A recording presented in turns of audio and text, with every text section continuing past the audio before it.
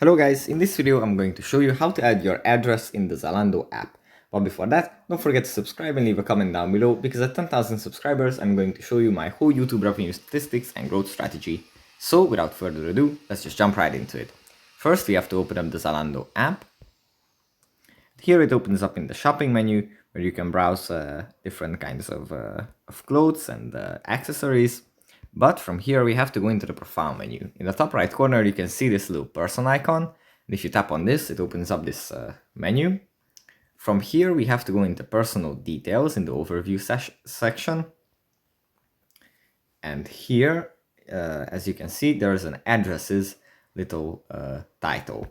Under it, if you tap on this this rectangle, here you can add your address, your name, last name, address one.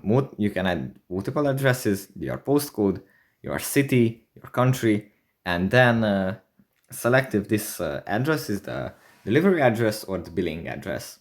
And then by tapping save, they are entered in your account, and then you won't have to enter them every time you order something from the website. So that's pretty much it for this video. Hope it was helpful for you guys, and I'll see you in the next one. Bye.